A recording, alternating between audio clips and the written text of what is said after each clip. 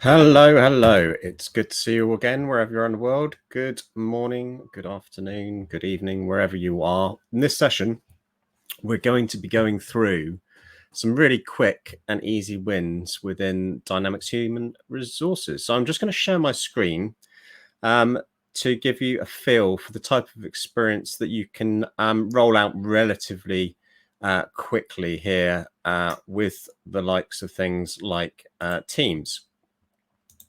So here I've got a little group. It's sort of an onboarding. It's a place where we communicate within this demo environment with our organization. And it's suggested that we might want to log in to self-service and update our skills. Now, it's really key that when you're making any decisions around the workforce, we suggest that everyone is considered on their strengths. And this is an excellent way to make sure that everyone's information is up to date. So we're just going to now jump through to self-service and that particular experience here. So if you bear with me, let's bring that into view. Here we go. So we've landed within our self-service page. This is within Dynamics Enterprise, specifically the Dynamics Human Resources functionality, which comes as you see it, really, as you see it. More often than not, you have to switch bits off that you don't want to see. So as an example, if you wanted to get going with this really quickly, you might just get your employees in there without any personal details in there. Ask them to update that for you as part of a data refresh strategy. And also, while that you're in here addressing that, and maybe address what we've just got through on our Teams communications. So, as you can see, I've not been that great at keeping my skills up to date, but it does seem like now is a great time to make sure that I've represented myself correctly here. So, 2016, yeah. It's been some time, so we can go in here now. Everything that you're seeing in here around the levels and the skills.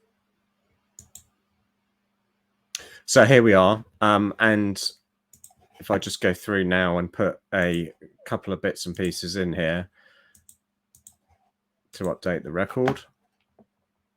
You can have this examiner piece in here, but more often than not, you might want to take that out. But where it may be used is things like you're going through part of a workflow approval, was perhaps seeing someone's skills and verifying them. You might want to add that sort of thing in here, as you may, although it's not compulsory, to add in the years of experience here too. So we just save that.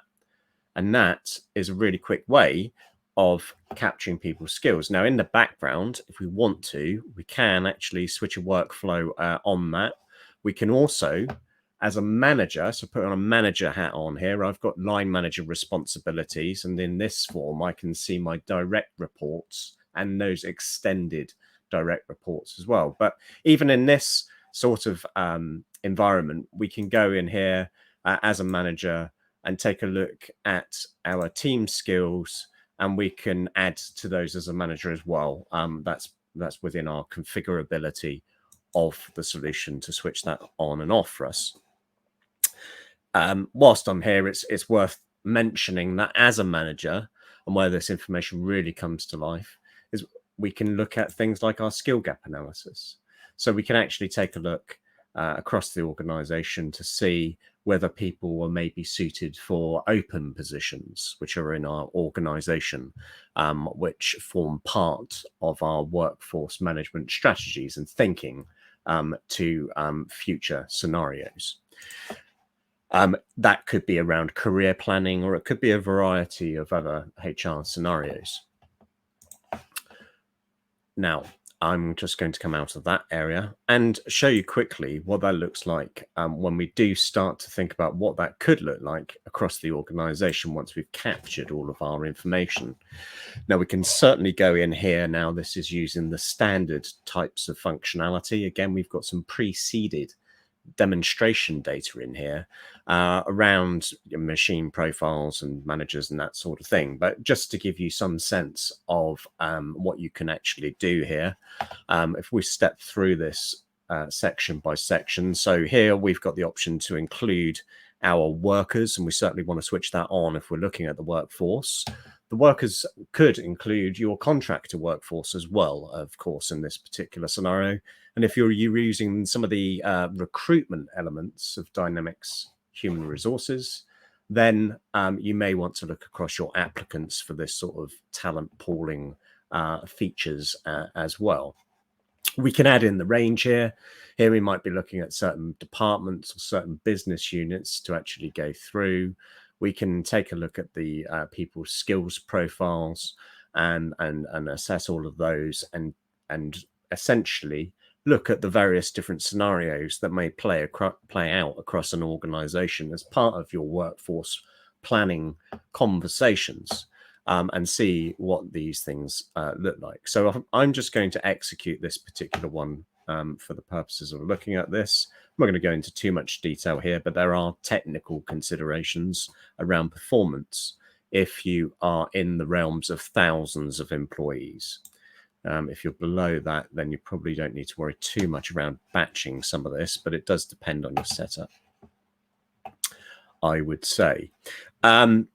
Crude measure, but it's a benchmark nonetheless. We've got one individual that has been found through the result of running that particular profile. We can now take a look at it.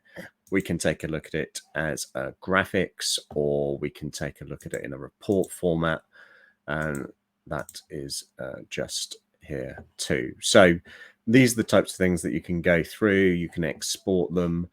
We can save that out, and you can use that as standard to take a look at this. What you can do to enhance this further is to obviously take that one step further and to take a look at the various different analytics solutions and features that Microsoft offer in this space, Power BI or Azure Synapse Analytics, depending on exactly what you want to find out. You could even weave into that journey artificial intelligence if you wanted to, but those are all things within the capabilities of the stack. So I'm just going to stop sharing there. Thank you very much for your time in this brief introduction. If you would like to find out any more information at all, then please don't hesitate to get in touch, reach out. You can contact us on hello@lightriseconsulting.com. And thank you very much for your time today. Goodbye.